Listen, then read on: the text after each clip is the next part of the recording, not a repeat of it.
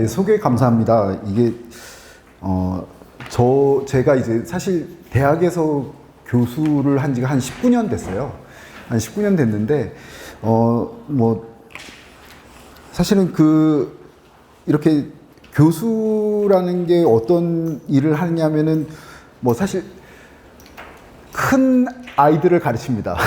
요새 이제 대학생이라고 이제 하는데요. 사실 대학생도 사실 그렇게 예전과 다르게 많이 어려요. 옛날하고 달라요.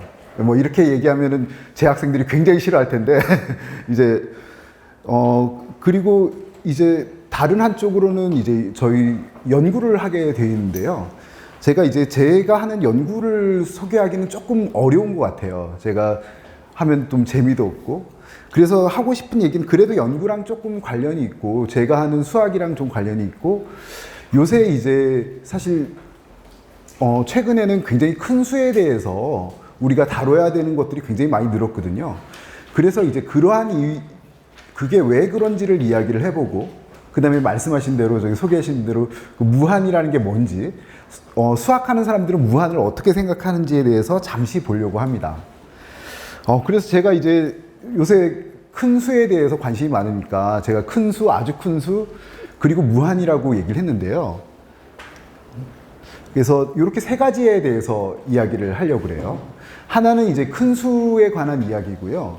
두 번째는 이게 컴퓨터가 어떻게 세상을 보는지에 대해서 잠시 말씀을 드리려고 그래요. 그 다음에 이제 무한대에 관한 이야기를 하려고 합니다. 제가 이제 요 강연 제목을 미리 써놓고 강연 내용을 준비를 하지 않았었어요. 근데 저도 이제 좀 헷갈리는 거예요. 뭐냐면 큰 수라는 게 뭐지? 아까 물어봤을 때 아까 1억이라고 얘기한 학생도 있었고 1조도 있었고 1해라고 한 학생도 있었잖아요. 그러니까 다 다른 것 같아요. 그래서 이제 제가 챗GPT한테 물어봤어요. 요새 이제 상당히 좋은 답을 주잖아요. 얘가 챗GPT가 좋은 답을 준다고 해서 그 챗GPT에 대한 얘기도 잠시 해볼 건데요. 제가 물어본 질문은 이런 거예요. 사람들이 직관적으로 알지 못하는 범위의 큰 수는 어느 정도로 큰 수일까요? 하고 물어봤습니다. 그랬더니 얘가 굉장히 사실은 똑똑해요. 사람들이 직관적으로 알지 못하는 범위의 큰 수는 상대적인 개념이라는 거예요. 그러니까 사람마다 달라요. 사람마다 다르고, 그 다음에 이제 개인의 수학적, 경험적 배경에 따라 다르다. 그리고 이제 보통은 아주 큰 수에 대해서 일반적인 직관을 가지지 못하고 일반적으로 사용되는 수의 범위를 벗어날 때 큰 수로 간주된다. 그래가지고 이제, 근데 물론 이게 정확한 건 아닙니다. 그래서 챗GPT 예를 들어서 이거는 이제 100만이죠. 100만보다 큰 수는 일반적으로 많은 사람들에게 큰 수로 여겨질 수 있다. 그랬습니다. 사실은 이제 사람이 보통 80년을 산다고 하는데요. 80년을 살면은 이게 1년을 365일로 봤을 때 대략 이제 평생 3만 일 정도를 산다고 그래요. 그래서 작년에 사실은 이 수학계에 굉장히 경사가 있었는데 그 허준희 교수라고 그분이 이제 필즈상을 탔어요. 근데 이제 허준희 교수 얘기로는 3만 일조차도 우리가 직관적으로 알기에는 굉장히 어려운 숫자라는 거예요.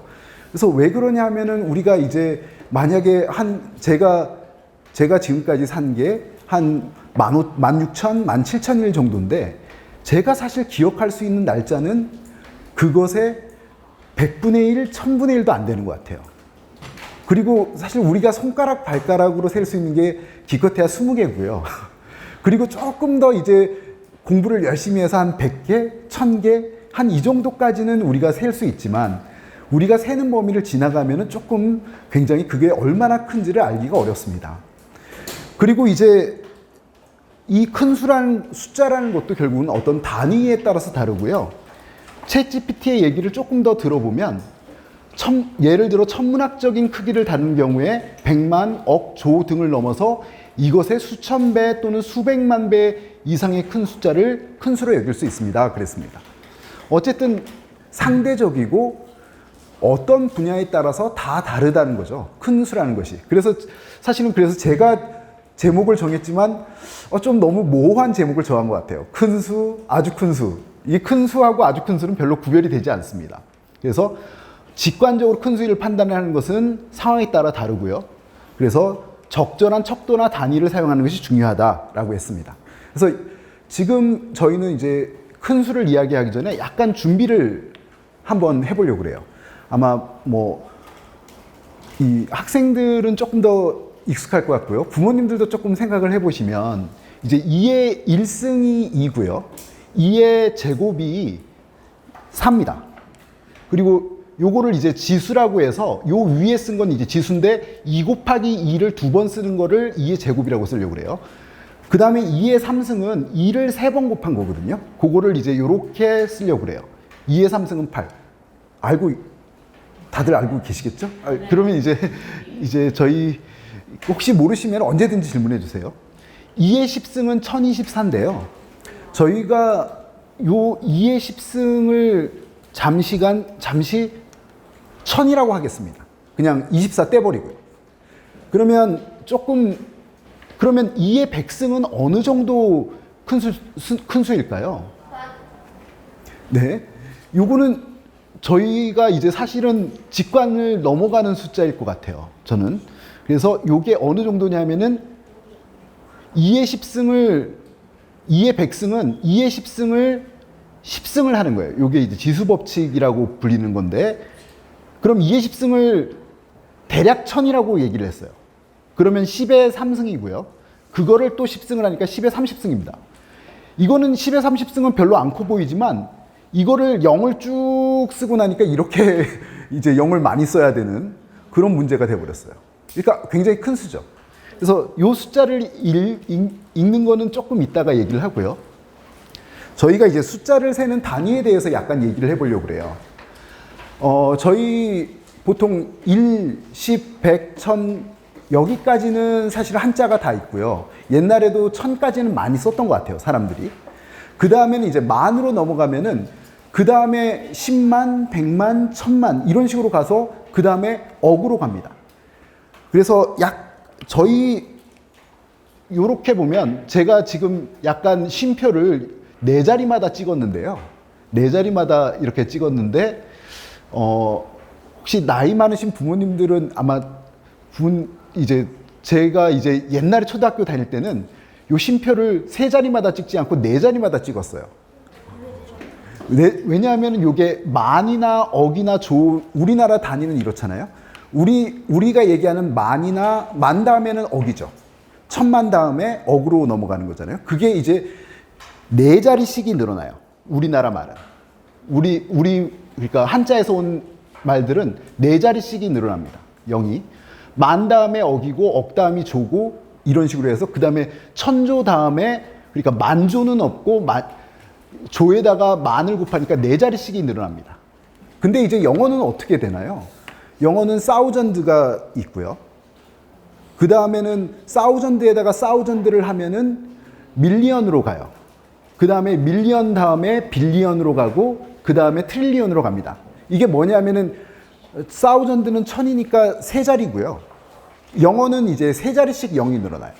그래서 보통 우리가 쓰는 사실은 국제 표준에 맞춰야 되니까 3자리마다 쉼표를 찍는 거는 영어 표기에 맞춘 겁니다.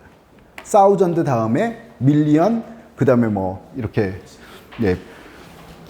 그런 식으로 빌리언 이런 식으로 가는 것들은. 그래서 대략적으로 이런 숫자들이 어느 정도냐면요.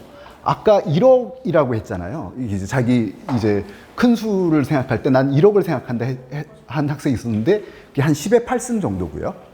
1조는 10의 12승. 아까 1해라고 한 학생이 있었는데 그거는 억조 다음에 경해니까 10의 20승 정도 되겠네요. 네. 그래서 근데 이제 숫자를 세는 단위 중에서 가장 큰 거는 이제 구골이라는 녀석이 있어요.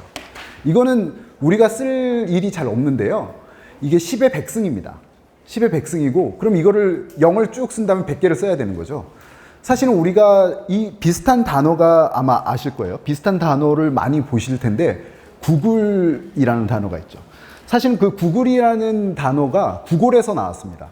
구글을 등록을 하고 싶었는데 이제 그 회사를 받는 쪽에서 약간 처음에 철자를 좀 틀렸다고 그래요. 뭐 이게 사실인지 어떤지 몰라도. 그래서 어쨌든 그 구글이라는 말 자체가 이 구글에서 같이 넣었습니다. 그만큼 이제 어떤 큰 우리가 알기 어려운 것까지 하고 싶다는 그 회사의 이미지겠죠. 그래서 뭐 어쨌든 저희가 그래서 조금 더 다른 이야기를 하고 싶어요. 이제 큰 수에 대해서 조금 다른 이야기는 여러분들 혹시 이런 이야기 들어보셨나요? 옛날에 이거는 제가 이제 사실 인터넷에도 있고 아니면 이런 책 같은 데 있는데요. 보통 이제 수학 동화 그런 데 나오는 거예요. 수학에 관한 동화책 그런 데 나오는 건데 이제 페르시아 왕이 아름다운 체스판을 바친 신하에게 소원을 말해보라고 했습니다.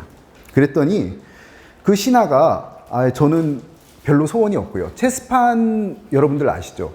그러니까 가로가 8칸, 세로가 8칸에서 총 64칸이 있습니다. 그래서 그 신하가 말하기를 뭐라고 했냐면은 첫 칸에는 미라를 한 개 놓아주시고 둘째 칸에는 2개를 놔주시고 셋째 칸에는 4개, 넷째 칸에는 8개, 다섯째 칸에는 16개, 여섯째 칸에는 32개를 놔달라고 했습니다. 그랬더니 왕이 생각하기를 이 신하는 욕심이 참 없구나. 이거 해봤자 이거 뭐 한 줌일 텐데 그렇게 생각했는데 체스판의 칸은 모두 64개입니다. 그래서 이런 식으로 2의 배수만큼 늘어가면 맨 끝에 체스판에는 2의 63승계가 놓이게 돼요. 미랄이. 그럼 2의 63승은 얼마나 큰 숫자일까요? 아까 2의 10승이 1000이라고 그랬고요. 그러면 2의 63승은 얼마나 큰 숫자일까요? 이는 전 세계의 미랄을 모아도 모자라는 양이었다라고 했는데요. 그러면 저희는 조금 더 생각해 보도록 하죠. 뭐냐면 이 전 세계의 미랄을 모두 모아도 모자라는 양이었다. 여기까지가 이제 수학 동화에서 끝나는 이야기고요. 그냥 제가 인터넷에서 찾아봤어요. 인터넷에서 찾아봤더니 세계의 미랄의 개수를 대략적으로 추정은 해볼 수 있어요. 그러니까 이제 전 세계에서 연간 밀총 생산량이 7억에서 8억 톤입니다. 톤이고, 그러면 1톤은 1000kg이고, 1kg은 1000g이고, 1g은 1000mg이에요. 그래서 미랄 하나의 무게는 대략적으로 50mg입니다. 이거는 품종에 따라서 약간씩 차이가 있어요. 한 알의 크기는. 그러면 전 세계의 미랄의 개수를 어떻게 세야 되겠느냐? 그러니까 밀총 생산량을 8억 톤이라고 잡고요. 8억 톤이면은 이게 8 곱하기 10의 8승입니다. 아까 1억이 한 10의 8승 정도 된다고 그랬죠? 그리고 1톤은 1000kg이고 1kg은 1000g이니까 10의 6승을 곱해서 8 곱하기 10의 14승 g만큼이 나옵니다. 그러면은 이거를 50mg은 1g이 1000mg이니까 5 곱하기 10의 마이너스 2승 정도고요. 요걸 계산하면 1.6 곱하기 10의 16승 정도예요. 그러면 아까 지금 체스판의 맨 마지막 칸에는 한 2의 63승계 정도의 미랄이 놓이게 된다고 그랬죠. 그러면 2의 63승은 2의 60승이 10의 18승이니까요. 여기에다가 2의 3승만큼을 곱해주면은 8 곱하기 10의 18승만큼입니다. 그러니까 그 체스판의 맨 마지막 칸을 채우기 위해서는 필요한 미랄의 개수가 8 곱하기 10의 18승 정도니까 전 세계에서 한 해에 생산되는 미랄의 개수가 요만큼이니까 적어도 한 500배 정도 차이가 나는 거죠. 전 세계, 그러니까 지구가 한 500개 있어서 거기서 미랄을 다 생산해야지 체스판의 2의 63승계만큼을 만들 수 있어요. 그래서 이게 이제 요렇게 생각을 해봤고요. 그러면은 요거는 이제 지수 함수의 그래프예요. 저희가 이제 2의 x승이 요 까만색 선이고요. 거기다 0.1을 곱했지만 그 앞에다가 0.1을 곱해서 2의 x승의 그래프를 그려본 건데요. 우리가 이렇게 그래프를 그려보면 사실은 이게 0.1 곱한 게 그렇게 큰 효과가 없어요. 조금만 x가 기껏해야 한 16, 17만 돼도 이게 8만 정도? 이렇게 커지고 금세 커집니다. 금세 굉장히 커지게 되니까 저희가 이제 앞에 조금의 개수가 이렇게 곱해져 있는 거는 사실은 10분의 1 정도 곱한 건데요. 이거는 큰 영향이 없다는 거죠. 저희가 그래서 이제 그러면 큰 수에 관한 동화를 하나 봤으니까요. 저희 이제 이 큰 수를 예를 좀 들어보도록 합시다. 우리가 이제 어떤 것들이 있느냐. 우리나라 인구는 대략 5천만 정도라고 하면요. 5천만은 10의 7승보다는 크고요. 그러니까 1000만이 10의 7승이에요. 그 다음에 전 세계 인구는 78억이니까 78억 정도 대략 되니까 이거는 100억이 10의 10승이라서 10의 10승보다 작습니다. 그러니까 우리가 생각하기에 우리나라의 인구랑 전 세계 인구는 굉장히 큰 차이가 나는 것 같은데 이거를 단순히 숫자로 쓰다 보면 별로 산만큼 차이 나는 거네요. 그죠? 그리고 저희 이제 아까 단위가 중요하다고 그랬잖아요. 큰 수를 나타낼 때는 우리가 80년이 있으면 한 그게 3만 일 정도 되고요. 1년은 365일이고 이게 대략적으로 365일은 52주 정도 되고 이거를 또 시간으로 생각하면 한 8,760시간 그리고 이제 분으로 따지면은 1시간이 60분이니까 60을 곱하면 이게 52만 5,600분 정도 이걸 초로 하면은 이렇게 커집니다. 3,100만이 넘어가는 거죠. 저희가 그래서 요 정도가 있습니다. 그래서 대략적으로 아까 평생을 살면은 80년이면은 한 3만 일 정도를 살게 되고 우리가 시간으로 따졌을 때는 한 3만에다가 한 24시간을 곱하니까 한 70만 정도? 네. 그 정도를, 70만 시간 정도를 저희가 이제 평생 살아가게 돼요. 네. 그래서 이제 왜 최근에 이렇게 큰 수가 더 중요해졌느냐, 그거에 대해서 조금 더 본격적으로 얘기를 해야 되겠는데요. 현재를 이제 데이터의 시대라고 그래요. 그러니까 우리가 예전에는 안 그랬는데 요새는 뭐 인공지능 이야기도 굉장히 많이들 하잖아요. 인공지능이 과연 인류를 멸망시킬 건지 아닌지 뭐 이런 얘기도 많이 하지만 결국은 우리가 살 때 이제 어떤 종류의 데이터나 인공지능이라는 것이 굉장히 꼭 필요한 시대에 지금 살고 있어요. 그러면 이제 왜 이게 효과가 이제 좋게 됐느냐? 그거는 여러 가지 이유가 있겠지만 이런 인공지능이 왜 효과가 좋게 됐느냐? 무엇보다도 데이터가 많습니다. 저희가 이제 저희 보면은 1분 동안에 전 세계 사람들이 구글 서치를 딱 1분 동안에 대략적으로 한 200만 개를 키워드를 입력한다고 그래요. 구글에서. 그리고 이제 1분 동안에 전 세계에서 보내는 이메일이 약 2억 개입니다. 그리고 1분 동안 인스타에 새로 포스트되는 사진 수가 약 20만 장이에요. 그래서 이게 어느 정도냐 하면요. 저희가 이제 아까 평생을 살면은 한 70만 시간 정도를 산다고 그랬잖아요. 그게 분으로 따지면은 뭐 4천만 분 정도 되고요. 평생이. 그래서 요 인스타에 1분 동안 새로 포스트되는 사진을 2시간 동안 전 세계에서 인스타에 새로 포스트되는 사진을 다 보겠다고 마음먹기 시작하면 우리가 평생 밥 먹고 자는 시간 빼놓고 계속 봐야 됩니다. 1분마다 한 잔씩. 그러면은 이제 전 세계에 한 2시간 동안 포스트되는 인스타 사진을 전부 다 볼 수 있어요. 근데 이제 그거는 아무도 그렇게 하지 않을 거고요.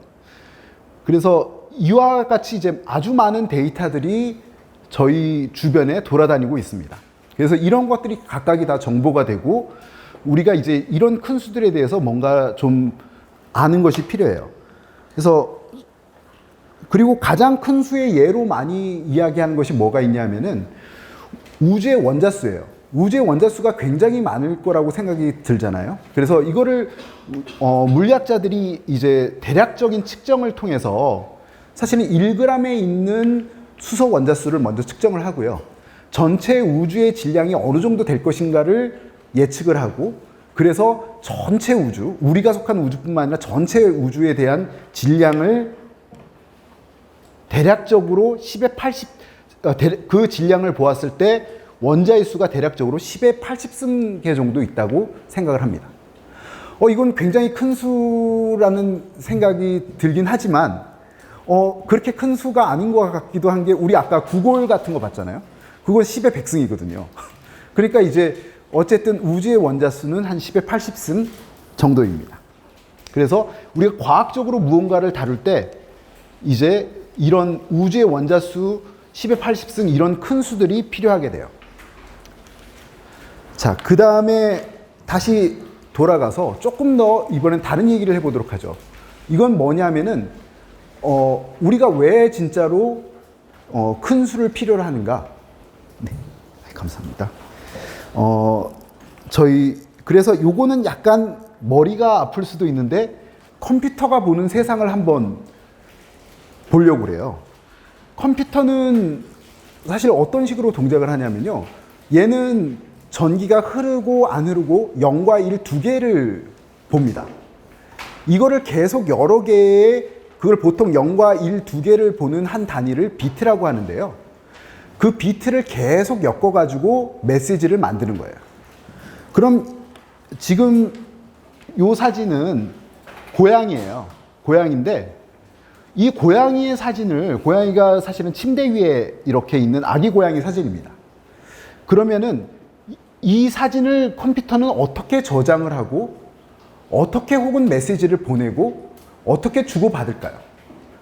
얘를 어떻게 고양이라는 걸 인식할 수 있을까요? 이거는 이제 사실 인공지능의 굉장히 중요한 그 컴퓨터 비전 쪽에 중요한 테마이기도 한데요. 인공지능이 어떻게 얘를 고양이로 인식을 할 거냐. 그래서 이제 이쪽이 얘는 어떻게 인식을 하냐면은 이거는 지금 사진 픽셀을 픽셀이 원래는 더 좀 좋은 고해상도였는데 이거를 줄여가지고 64 곱하기 64 픽셀로 줄인 거예요. 그래서 가로의 칸이 64개가 있고요. 세로의 칸이 64개가 있습니다. 그러면 하나하나 네모는 총 몇 개가 있냐면 64 곱하기 64개만큼이 있어요. 그러면 얘는 어떻게 이거를 보냐면은 각각의 픽셀이라고 보통 얘기를 하는데요. 픽셀 하나의 네모칸 하나는 똑같은 색으로 되어 있습니다. 근데 이것들이 이제 픽셀마다 그 색들을 모아서 저희가 이렇게 보이는 거죠. 그럼 요 픽셀 하나는 어떻게 나타낼 수 있을까요? 여러분 혹시 빛의 삼원색 같은 거 배우셨나요? 네. 뭐가 있나요? 빛의 삼원색은? 빨간, 맞아요. 네. R하고 G하고 B가 있죠. 컴퓨터는 일단 빛을 쏘기 때문에 빨간색, 초록색, 파란색의 조합으로 모든 걸 나타낼 수 있습니다. 모든 빛을 나타낼 수 있어요. 그러면 요 하나의 픽셀의 색깔을 나타내기 위해서 여기에 있는 픽셀의 요 색깔을 나타내기 위해서 R하고 G하고 B가 얼마인지를 보면 됩니다. 그래서 이제 빛으로 색을 이해하고요. 빛의 삼원색인 빨강, 초록, 파락을 생각해서 요거를 RGB의 3개의 숫자로 이해를 합니다. 그리고 각각은 보통은 아주 조금 여러 가지 다른 경우 저장 방식에 따라서 다른 경우들이 있지만 보통은 각각에다가 저장 용량을 그렇게 많이 주진 않고요. 여기에다가 8비트씩을 줘요. R도 8비트, G도 8비트, B도 8비트. 그러면 8비트는 보통 이제 몇 개의 숫자를 나타낼 수 있냐면 2의 8승가지를 나타낼 수 있습니다. 한 비트가 0과 1 두 가지고 그 다음 비트도 0과 1 두 가지, 두 가지를 하면은 이게 모두 8개가 붙어 있으니까 2의 8승가지고 그러면은 이거를 이제 2의 8승가지는 256인데요. 그래서 보통 숫자로 0에서 255까지로 표현을 하는데 그러면 요 RGB 요렇게 255개, R이 될 수 있는 가지수가 256개, G도 256개, B도 256개면 모든 색깔을 표현할 수 있을까요? 모든 색깔을 표현할 수 있습니다. 우리 인간의 눈이 이렇게 알아낼 수 있는 색깔이 사람의 눈은 보통 한 1000개 미만의 색을 구별할 수 있어요. 근데 이 컴퓨터에서 256, 256, 256이면 2의 24승이고요. 원래 2의 10승이 1000개라고 그랬죠. 그러니까 2의 24승은 1000 곱하기 1000 100만 개보다 100만 개의 16을 곱한 거 1600만 개 정도가의 색을 표현할 수 있습니다. 1600만 개 정도의 색이니까 우리 사람의 눈이 구별할 수 있는 게 한 1000개 정도라면 1600만 개 정도의 색을 나타낼 수 있으니까 이 정도면 상당히 충분합니다. 그래서 세 개의 숫자로 각각의 픽셀은 이렇게 보면은 각각의 픽셀이 세 개의 숫자로 숫자 쌍으로 RGB 순서 쌍으로 표현이 돼서 그러면 요 전체는 몇 개의 도대체 숫자가 있냐면은 이게 전체 네모가 64 곱하기 64고요. 각각이 세 가지 색으로 표현이 돼요. 그래서 64 곱하기 64 곱하기 3만큼의 숫자로 표현을 할 수 있습니다. 저 사진 한 장을. 그러니까 개수가 그만큼이라는 거죠. 그러면 보통은 이제 요새는 아주 다양한 픽셀을 사용하는데요. 가로 픽셀의 숫자가 지금 이거는 좀 예를 들기 위해서 요거를 픽셀의 개수를 줄여서 해상도를 낮춘 건데요. 해상도를 높여서 보면 보통 이제 1024, 768 정도를 보거든요. 그러면은 우리가 이제 사진이 1024 곱하기 768 정도다. 그러면 각각의 픽셀은 또 R하고 G하고 B의 세 가지 색으로 표현이 됩니다. 그러면 몇 개의 숫자가 필요하냐면요. 사진 한 개를 나타내기 위해서는 숫자에 몇 개가 숫자로 나타내야 되냐면은 대략 200만 개의 숫자로 나타낼 수 있습니다. 그래서 우리가 이제 사진을 이메일로 보낸다. 그러면 이제 저희는 사진을 보낸다고 생각하지만 얘는 사실은 200만 개의 숫자를 정도를 이렇게 인터넷으로 보내는 거예요. 200만 개의 숫자를 보내고 저희가 200만 개의 숫자를 받고. 자, 그러면은 그래서 이제 요게 200만 개의 숫자를 보게 되고요. 그러면 저희 인공지능이 돌아가는 원리에 대해서 아주 간단한 거 하나만 말씀을 드리려고 그래요. 요거는 이제 KNN이라는 녀석인데요. K 최근접 이웃 방법이라고 해서 보통 사람들이 인공지능에 대해서 간단하게 설명할 때 맨 처음에 나오는 녀석이에요. 이 녀석은 이제 인공지능이 어떤 식으로 이제 작동하는지를 그냥 보여주는 좋은 예인데요. 얘는 이 알고리즘이 원래 이제 파란색 네모하고 빨간색 세모 이렇게 두 가지가 있어요. 두 가지가 있는데 우리는 이제 이 인공지능은 어떤 새로운 게 들어오면 지금 초록색 물음표라고 되어 있는데 얘는 둘 중에 하나예요. 파란색 네모 아니면 빨간색 세모입니다. 그러면 네, 아직은 요게 이제 파란색 네모 아니면 빨간색 세모인데 얘가 뭔지 몰라요.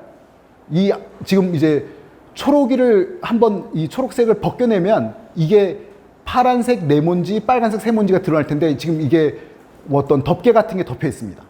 그럼 얘가 뭔지를 판단할 때 이 K 최근접 방법에서는 어떻게 하냐면 주변을 봐요.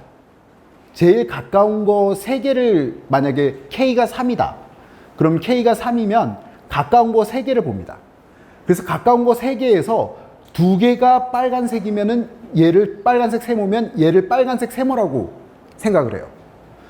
그리고 만약에 K를 5라고 한다면 얘는 이제 요 파란색 네모가 셋이고 주변을 봤더니 가까운 거 주변을 봤더니 요 빨간색 세모가 둘이니까 이건 3대 2로 얘를 파란색 네모라고 표시를 합니다. 그래서 이제 얘는 이런 거를 어떻게 이 인공지능은 이제 어떻게 돌아가냐 하면요. 이 K를 찾아줘요. 자기가 이제 이런 데이터가 있으면 데이터에 한 점들이 있고 이제 그 점에서 K 이퀄 3으로 봐야 될지 아니면 K 이퀄 5로 봐서 이 녀석을 판단해야 될지를 알아낼 겁니다. 그래서 이게 간단한 저희가 인공지능이라고 할 수 있는데요. 저희는 그러면 아까 고양이 사진을 생각해 보죠. 이번엔 고양이랑 고양이 사진과 개 사진이 있다고 하겠습니다.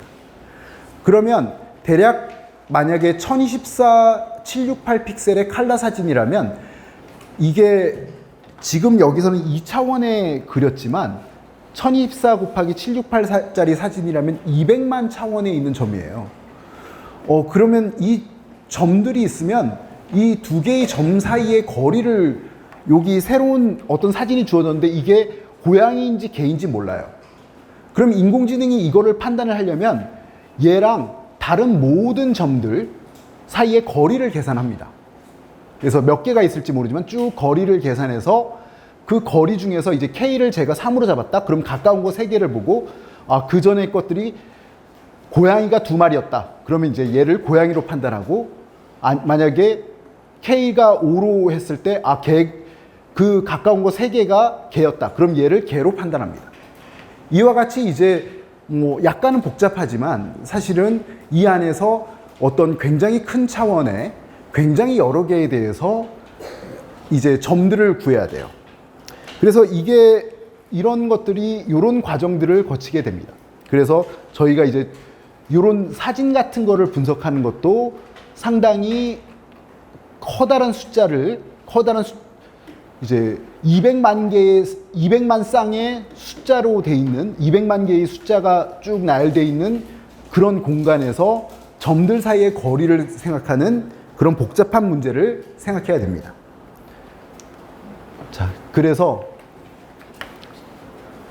계산을 얼마나 많이 해야 될까?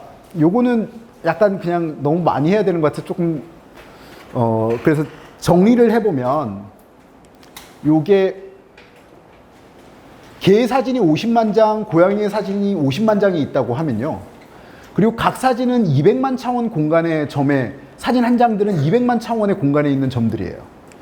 그러면은 이거를 KNN 방식으로 고양이인지 개인지 구분을 하려면 저희가 이제 어떻게 해야 되냐면 각 어떤 사진이 새로 주어졌을 때 각각의 50만 개 사이의 거리를 다 구합니다. 개하고 50만 개의 거리, 고양이 50만 개하고의 거리를 다 구한 다음에 가까운 거 3개를 찾아야 돼요. 그러니까 이제 저희가 이렇게 커다란 기존의 점 100만 개와 거리를 각각 구하고 100만 개의 거리 중에서 가장 가까운 K개를 찾는 건데요. 그래서 이런 계산들은 단순 계산인데 사실은 사람이 계산할 수 있는 범위를 훨씬 넘어서는 그런 문제가 됩니다. 그래서 약간 처음에 원래 GPT에 대해서 잠깐 얘기를 했으니까요. 요거는 이제 저희 보통 얘기하는 GPT는 오픈AI.com에서 만든 생성 모델인데요. 이게 이제 어느 정도 어떻게 훈련을 하는지는 이렇게 간단하게 그리면 안 되긴 하는 건데 대략적으로 이제 뭐냐면 요거는 이제 간단한 경우에 그림을 그린 건데요. X1, X2, X3 어떤 뭘 입력을 받아요. 입력을 받으면 얘를 그 신호를 이쪽에 전달할 때 가중치를 얼마를 곱해서 전달해야 될까를 생각합니다. 그래서 이것들을 다시 모아서 또 그 다음 층에 전달하고 요럴 때마다 지금 빨간 선에 해당되는 것이 어떤 가중치들이 있어요. 그래서 매개 변수들이 있습니다. 매개 변수들이 있는데 그래서 지금 나와 있는 게 GPT-2, GPT-3를 거쳐서 GPT-4까지 나와 있는데요. 정확한 개수는 GPT-3까지는 알려져 있는데 저희가 이제 GPT-4의 경우에는 아직 오픈AI에서 정확한 개수를 얘기해 주진 않았어요. 않았고 대략적으로 이제 GPT-2 같은 경우에 아까 말씀을 드린 여기 웨이트, 요 선 있잖아요. 선들이 모두 몇 개 있냐 하면은 150억 개 정도 있습니다. 선들이 150억 개 정도 있고요. 훈련시킨 양은 40GB 정도를 훈련했어요. 그리고 GPT-3 처음에 이제 챗GPT가 굉장히 유명해졌는데 GPT-3 같은 경우에는 우리가 GPT 3.5까지는 이제 공짜로 쓸 수가 있어요. 공짜로 쓸 수 있는데 그쪽은 이제 1760억 60억 개의 파라메타를 갖고 있고요. 훈련 양은 570GB를 훈련했습니다. 그러면은 사실은 그런 생각을 하실 수가 있는데 훈련 양이 그렇게 많지 않아요. 많지 않은 것처럼 보여요. 570GB면은 여러분들 보통 요새 보통 컴퓨터들이 몇 테라바이트씩 그렇게 저장 용량이 되잖아요. 그러니까 이제 이거는 570GB면 이거 진짜 얼마 안 되는 것 같아요. 근데 이게 다 텍스트로 공부한 거예요. 그래서 여러분들이 이제 사진이나 영상 같으면은 보통 뭐 저희 영화 같은 거 그런 거 보면 몇 기가바이트가 되는 게 우습지만 이거를 다 텍스트라고 생각하시면 텍스트들은 이게 엄청난 양입니다. 그러니까 이제 도서관을 하나 통째로 연습한 거죠, 얘가. 그러니까 이제 똑똑한 얘기를 하는 거예요. 그리고 GPT-4는 이제 정확하게 안 나와 있지만, 사람들이 매개 변수가 100조 정도 되는 거 아니냐. 이제 트릴리언이 이제 1조입니다. 1조인데 100조 정도 되는 거 아니냐 그랬더니 사실은 오픈AI닷컴의 그 샘 울트론이 절대로 100조 아니다. 100조까지 안 갔다. 얘기를 했습니다. 그래서 사람들이 1조는 넘는구나. 이렇게 예측을 하고 있고요. 그래서 이제 이 훈련 양은 얼마인지는 밝혀지지 않았습니다. 근데 이제 570GB보다는 더 큰 것 같고요. 그래서 이제 근데 이제 몇 테라바이트 그 정도가 되겠죠. 근데 이게 텍스트를 공부했으니까 이제 굉장한 양을 공부한 거예요. 근데 이제 이렇게 챗GPT가 굉장한 것 같지만 사실 이런 인공지능 모델은 우리 사람의 뇌를 굉장히 본딴 거잖아요. 사람의 뇌를 본딴 건데 저희가 인간의 뇌는 모두 1000억 개의 뉴런으로 되어 있습니다. 그리고 뉴런이라는 것이 뭐라고 생각하시면 되냐면 여기에 있는 요거 하나하나씩이라고 생각하시면 돼요. 근데 요렇게 지금 요 간선 매개 변수라고 한 것을 사람의 뇌로 따지면 시냅스라고 생각할 수 있는데요. 수백조 개의 시냅스를 갖고 있어요. 그러니까 이제 챗GPT-4보다 사실은 저희 한 사람이 갖고 있는 뇌가 하드웨어가 뛰어납니다. 이런 면에서 보면. 그래서 아직도 인공지능보다는 월등히 우월하고요. 차원의 저주에 대해서도 얘기를 하려고 했는데 조금 이거는 그냥 넘어가려고 그래요. 넘어가고 저희가 이제 그래서 큰 수에 대해서는 조금 얘기를 해봤는데요. 그만큼 이제 저희가 이제 컴퓨터나 데이터를 다루면서 굉장히 큰 수에 대해서 이제 뭔가 필요한 것들이 많이 늘었다라고 이해를 해주시면 되겠고요. 그러면은 이런 것들이 정말 커지게 되면은 우리가 무한대라는 거를 이야기를 할 수 있는데요. 이거는 무한대라는 거는 거꾸로 이거를 분모에다가 집어넣고 분자를 1이라고 생각하면 무한히 작다고도 생각을 하실 수가 있습니다. 무한히 작다고도 생각할 수 있는데 그래서 여기서 무한대에 관한 이야기를 하는데요. 칸토르라는 사람과 힐버트라는 사람에 대해서 이야기를 하려고 그래요. 이 사람들은 1800년대 말 1900년대 초에 굉장히 유명한 수학자들이고요. 이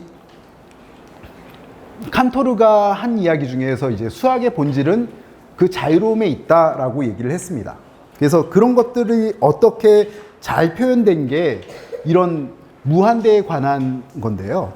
저희가 이제 무한대에 관해서 수학 쪽에서 유명한 우화를 하나 가져왔는데요. 힐버트의 호텔이라는 겁니다. 여러분들이 관심이 있으면 유튜브에 보면은 이거 만화로도 나와 있어요. 만화로도 나와 있는데 방의 개수가 자연수의 개수만큼 무한히 많은 호텔이 있습니다. 이 호텔은 방이 너무 많아요. 자연수의 개수만큼입니다.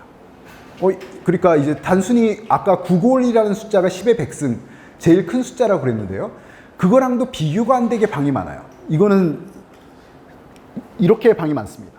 그래서 자연수의 개수만큼 무한히 많은 호텔이 있는데 이 호텔의 모든 방에 손님이 가득 찬 어느 날 밤 버스를 타고 호련히 새로운 손님이 하나 도착을 했습니다. 그러면 이 손님을 어떻게 재울 수 있을까요? 이 손님을 이제 밤에 지금 자연수의 개수만큼 호텔 방이 많은데요. 그 방에 손님들이 다 차 있습니다. 그러면 이 호텔 지배인은 근데 굉장히 능력 있는 사람이에요. 그래서 이 사람을 재우고 싶습니다. 어떻게 재울 수 있을까요? 네? 네, 한 개를 더 만들 수, 근데 이제 더 만들지 않고 혹시 이동해서 재울 수 있을까요? 방을 나누는. 한 가지 방법이 이게 자연수의 개수만큼이니까 이제 1호실에 있는 손님한테 부탁을 해서 2호실, 이제 그 호텔 전체에다가 방송을 하는 겁니다. 1호실에 있는 손님은 2호실로 옮기시고요. 2호실에 있는 손님은 3호실로 옮기시고, 3호실에 있는 손님은 4호실에 옮기시고, 네, 4호실에 있는 손님은 5호실로 옮기시고, N호실에 있는 손님은 N+1호실로 옮기시라. 하면은 모두가 이제 여기 손님들은 굉장히 말을 잘 들어서 하나씩 옮겼다고 하죠. 그러면 이제 1호실이 비었습니다. 그래서 새로운 손님을 1호실에 묵게 하면 됩니다. 네. 근데 이 호텔은 상당히 인기가 있어요. 그래서 매니저가 이제 호텔 지배인이 자신의 총명함에 굉장히 기뻐하고 있었습니다. 기뻐하고 있었는데 또 새로 버스가 도착해서 이번엔 40명의 손님을 새로 호텔 로비에 내려놨어요. 그러면 이 매니저는 어떻게 40개의 방을 채울 수 있을까요? 네.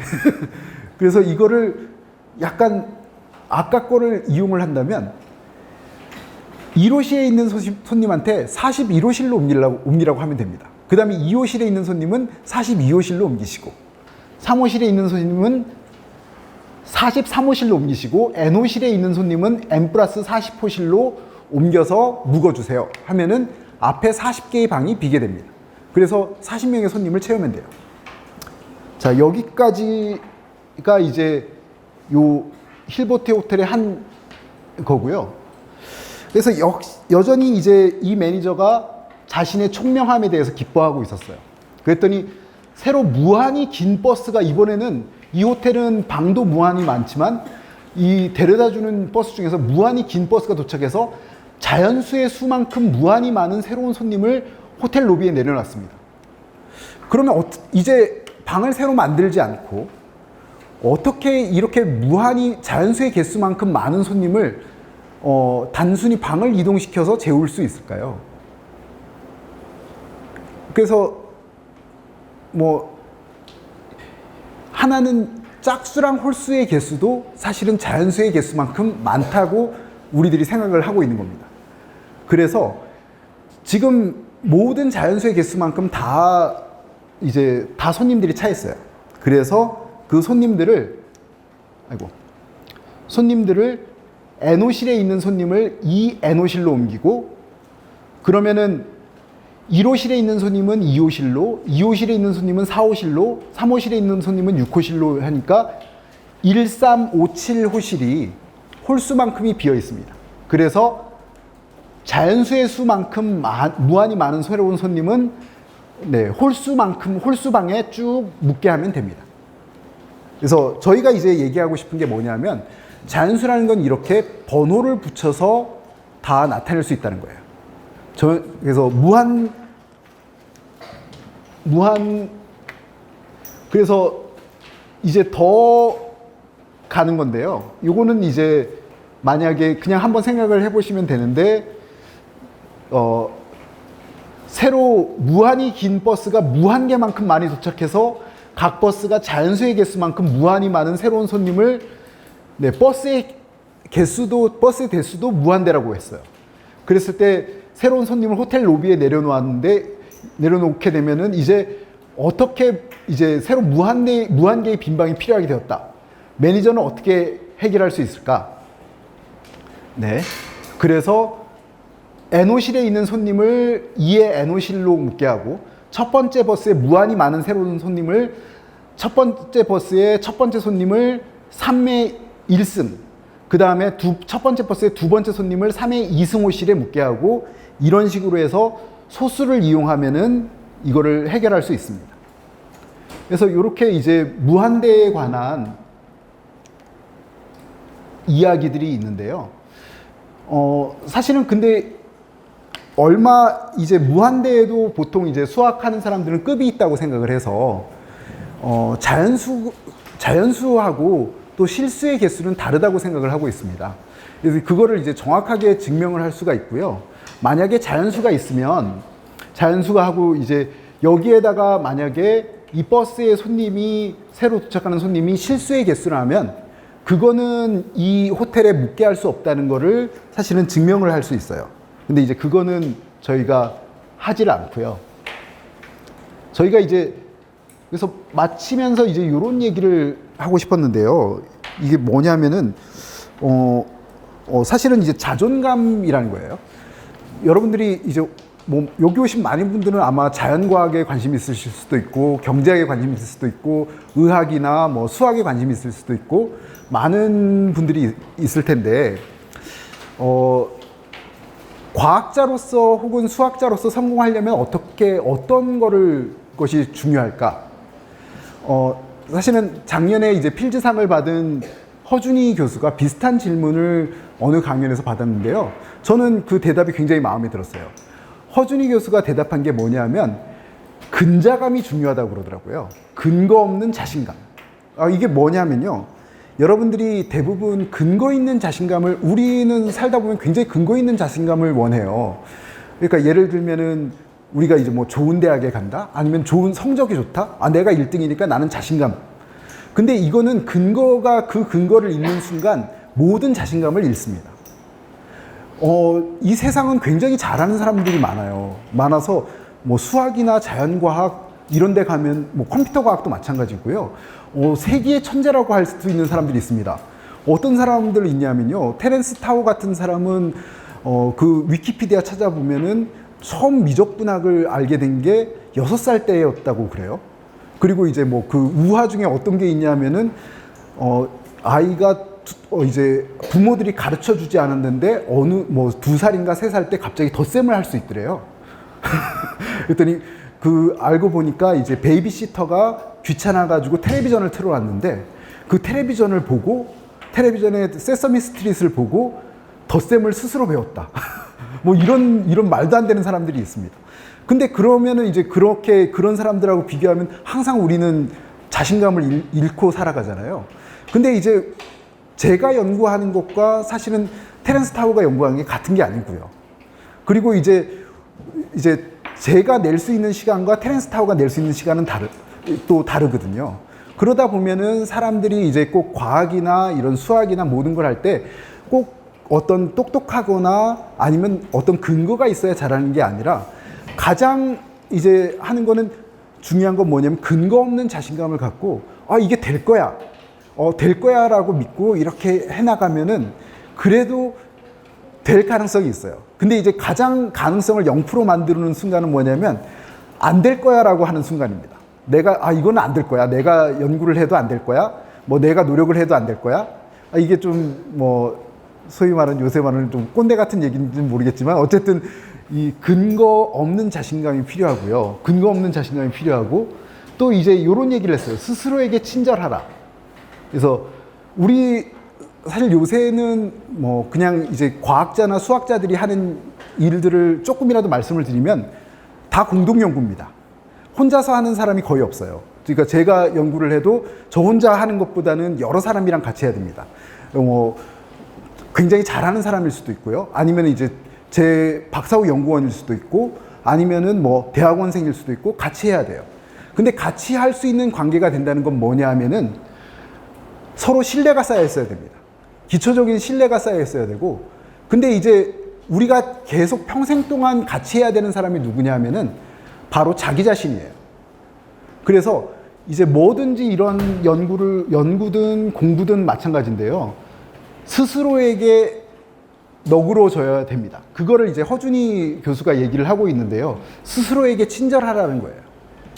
이게 되지 않으면은 굉장히 어렵습니다. 그런데 살다 보면은 안 되는 순간이 너무 많아요. 안 되는 순간이 너무 많은데 그래도 항상 이제 자기 자신에게는 조금 너그러져야 됩니다. 너그러지고 이제 자기 자신을 믿어주고요. 네, 그래서 제가 하고 싶은 말은 사실은 여기 끝에 거였는데요. 네, 그래서 여기까지 하도록 하겠습니다. 네, 감사합니다. 일어나가지고 어디 학교 누군지부터 말해주세요. 블로초등학교 강준환입니다. 그거 힐버트 호텔에서 그 손님을 모두 한 칸씩 뒤로 넘겨가지고 한 명의 손님을 더 묵게 할 수 있었다고 했는데 그러면 마지막 방에 있었던 손님은 그 손님이 있을 자리가 없지 않을까요? 아, 예. 사실 좋은 질문입니다.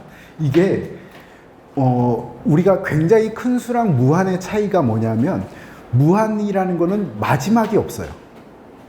그러니까 우리가 이제 구골이라는 걸 얘기했지만, 구골은 10의 백승으로 제일 끝이 있잖아요. 근데 이제 자연수라는 건 보면은 어떠한 숫자보다도 숫자가 맨 끝에 제일 큰 수라는 게 없습니다. 제일 큰 수가 만약에 어떤 n이라는 게 제일 큰 수라고 치면 거기다 하나 더 더해버리면 그게 더 큰 수가 되잖아요. 그래서 이제 우리는 사실은 유한한 세계에서 살고 있기 때문에 무한을 잘 상상하진 못해요. 그래서 이게 어떤 직관의 세계라기보다는 약간 이제 우리가 잘 상상하지는 못하지만 저 이렇게 자연수의 개수를 자연수를 생각해 보면은 이건 끝이 없는 그런 이제 거라고 생각을 하시면 되겠습니다. 혹시 이해가 됐을까요? 네, 그러면 그 호텔이 꽉 찰 수도 없는 거 아닌가요? 그 호텔은 이제 저희가 이제 꽉 차는 걸 어떻게 생각하냐면은 우리 혹시 함수라고 배웠나요? 예. 그래서 꽉 차는 거를 손님 하나마다 방 하나를 연결해 줬다고 생각하면 돼요. 요렇게 이제 이렇게 막 그려도 되는지 모르겠지만 이제 요게 사람이고요. 이렇게 쭉 나가고 있고 요게 룸입니다. 요게 이제 게스트고요. 그래서 예. 요렇게 있으면 처음에는 각 사람이 여기에 요렇게 연결이 돼 있었고요. 이제 그래서 n번째 사람이 n번째 방에 요렇게 연결이 되고요. 근데 이제 새로 호텔 지배인이 시킨 거는 뭐냐면은 1번 게스트를 2번으로, 2번을 3번으로, 3번을 4번으로 요렇게 한 칸씩 밀라는 거죠. 요렇게 한 칸씩 밀면은 앞에 하나가 생긴다는 거고, 요거는 이제 쭉 나가는 거니까 끝이 없습니다. 사실 우리가 이제 자연수의 개수, 이제 그래서 이제 무한이라는 거고요. 무한이라는 거고, 이게 끝이 없이 쭉 나가는 겁니다. 네. 은산초등학교 강승희입니다. 여기 책에서 무한히 방이 많은 호텔이 있다고 했는데 무한히 방이 있으면 방이 개수가 끝없이 있다는 건데 어떻게 그런 호텔 손님이 가득 찰 수 있었나요? 그러니까 이제 역시 좋은 질문인데요. 이제 이거는 이제 손님도 무한히 많다고 생각하는 거예요. 이게 사실 요 힐버트 호텔 자체를 이게 힐버트가 이제 이야기를 든 우화인데요. 이제 자연수의 개수라는 거를 이제 설명을 하기 위해서 한 건데, 저희가 이제 사실은 우리는 사람으로 치자면은 이게 사람이 유한하기 때문에 도저히 자연수의 개수만큼의 사람을 생각할 수가 없어요. 그러니까 이거는 이제 거의 동화 속에 나오는 세상이라고 생각하시면 됩니다. 동화 속에 나오는 세상이라서 사람의 수도 무한히 많고, 이제 자연수의 개수만큼 많고, 방도 자연수의 개수만큼 많고, 이제 그렇게 생각을 하시는 게 좋을 것 같아요. 이게 사실 알기가 굉장히, 처음 생각하면 좀 알기가 굉장히 어렵습니다. 근데 이제 보통 이제 수학자들이 생각하는 무한이고요. 저희가 이제 이런 무한대의 개념은 굉장히 작게 0으로 다가간다는 개념으로 해가지고 미분에서 이제 나중에 고등학교 가면 미분에 연결이 돼요. 미분 이제 보통 보면은 굉장히 우리가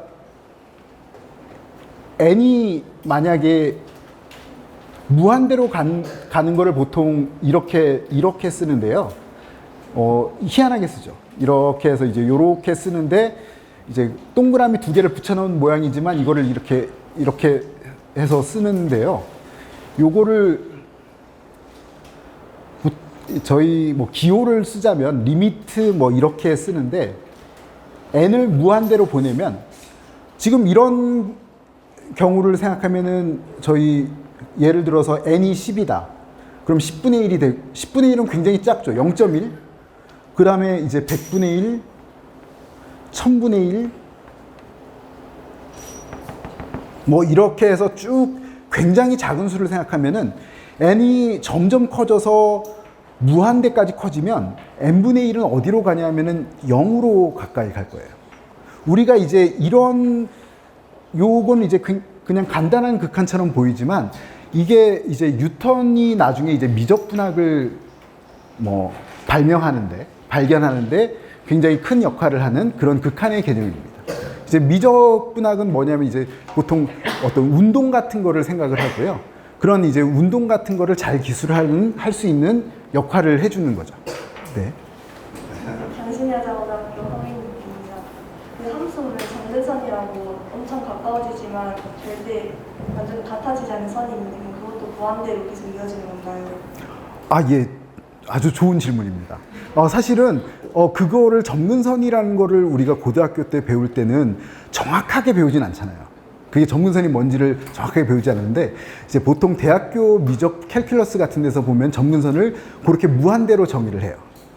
이게 어떤 n이 뭐 x가 무한대로 갈 때 요 거리가 0으로 간다. 뭐 이런 식으로 해가지고 그런 점근선의 정의도 역시 무한대랑 관련이 있습니다. 예. 저 학부모 UN이라고 하는데요. 지금 이 힐버트 호텔이 논리적으로는 말이 안 되잖아요. 방이 이게 찾는데 뒤로 밀어서 한다는 게 논리적으로 말이 안 되지만 수학적으로는 말이 지금 되신다고 얘기를 하는데 네. 이 학생들도 논리적으로 말이 안 되기 때문에 자꾸 질문을 하는 것 같은데 이 아무것도 수학에 대해서 알기도 싫은 제 입장에서는 도대체 왜 이런 질문을 하고 왜 이런 생각들을 해가지고 굳이 이런 거를 질문을 내놓고 이런 걸 생각하고 있고 지금 이 힐버트 호텔이 뭘 얘기하는지 도무지 이해가 안 돼서 이게 지금 뭘 얘기하는지를 모르겠거든요. 예. 사실 좋으신 질문인데요. 그게 뭐냐면은 우리는 사실은 무한대라는 거는 실제로 없어요. 무한이 크다? 그런 거는 실제로 없는데 저희가 이제 결국은 근데 숫자들이 굉장히 커지면 가령 앞에 봤지만 이제 10의 80승 뭐 이런 식으로 숫자들이 커지게 되면 그 전체적인 모습을 만약에 저희가 알고 싶다면 그거를 다 일일이 계산을 하지 못합니다. 예. 숫자들이 커지는 어떤 순간에는 이게 너무 커져서 하나하나 따지고 보면은 전체적으로 하지 못하니까 결국은 이제 이런 무한대를 알고 싶은 건 뭐냐면 굉장히 큰 수가 있어. 그러면 그 큰 수는 알지 못하는 대신에 뭐 A라는 굉장히 큰 수가 있고 B라는 굉장히 큰 수가 있으면 A하고 B를 둘 다 무한대로 생각하고 여기에서 어떠한 여기에서 뭔가 수학적으로 해서 성질을 알아낼 수 있지 않을까라는 거죠. 그래서 이 호텔이라는 것 자체는 사실은 실제로 없으니까 아마 학생들이 알기 어려울 거예요. 그러니까 하지만 이게 논리적으로는 또 말이 되고요. 그래서 이런 논리를 통해 가지고 말하자면은 저희가 이제 요 어떤 무한대를 사실은 굉장히 큰 수가 되면 그걸 알기 어려우니까 전체적인 양태를 보고자 하는 겁니다. 그거를 무한대로 그냥 보내버리고, 네. 그래서 요게 이제 보통 이론 물리나 아니면은 수학에서 많이 하는 일들이거든요. 그래서 이제 굉장히 큰 수가 되면 가령 저희가 이제 기체 이런 예를 막 전문적으로 들어가긴 좀 그런데요. 저희 보통 굉장히 이 방 안에 있는 기체 분자는 엄청나게 많거든요. 그럼 요거 하나하나를 따질 수는 없어요. 요거 하나하나의 운동을 따져서 컴퓨터로 돌리면은 계산이 불가능합니다. 기체 기체 분자의 운동들을 하나하나 따지는 거는. 그러면 이제 이거를 어떻게 하느냐? 기체 분자가 이렇게 많으면은 이 기체 분자 이거를 무한대라고 치자. 개수를 이제 무한대로 리미트를 보내요. 그러면 이제 A라는 기체가 있고 B라는 기체가 있으면은 각각을 무한대로 보내서 이런 식으로 이제 무한계를 만듭니다. 물론 여긴 자연수를 했지만은 실제로 이제 그런 개수가 이제 무한대를 보내면은 그것이 이제 최종적으로 그 리밋을 생각하게 되고요. 극한을 생각하게 되고 그 극한들은 어떻게 운동을 할 거냐. 그래서 그런 방정식들이 보통 보면은 나오는 보통 방정식 형태로 나오는 물리나 화학의 방정식들이고요. 네. 그게 사실 제 전공인데 그거를 이제 말씀을 드릴 수는 없어가지고 그냥 이 호텔 정도로 이제 그친 겁니다. 오랜 시간 많이 더운데 이렇게 좋은 강의를 또 바른 자세로 많이 들어주셔서 감사드리고요. 강연이 끝나고 나서 교수님과 교수님이 허락해 주신다면 교수님과 사진 촬영 그리고 교수님의 직접 사인도 이렇게 수첩에다가 받아갈 수 있는 영광을 좀 드리도록 하겠습니다. 마지막으로 교수님께 마무리 말씀 한번 들어보겠습니다. 저 사실 여기 광주 여기서 강연한 게 사실은 한 8년 전, 9년 전에 한번 해본 것 같고요. 네, 그래서 그 이후에는 서울에서 한두 번 강연을 금요일에 과학 특집을 해봤었는데 코로나 이후에 또 이렇게 해본 건 처음인 것 같아요. 개인적으로는 이렇게 이 어린 학생들하고 얘기하는 것도 좋아하거든요. 왜냐하면 대학생들은 점점 이제 나이가 들면은 질문도 잘 안 하고 그렇게 이제 이 호응도 안 해줘요. 무뚝뚝해요, 대학생들이 되면. 그래서 이제 어린 학생들을, 젊은 학생들을 보니까 훨씬 좋네요. 네, 네, 감사합니다. 네, 수고해주신 교수님께 큰 박수 부탁드리겠습니다.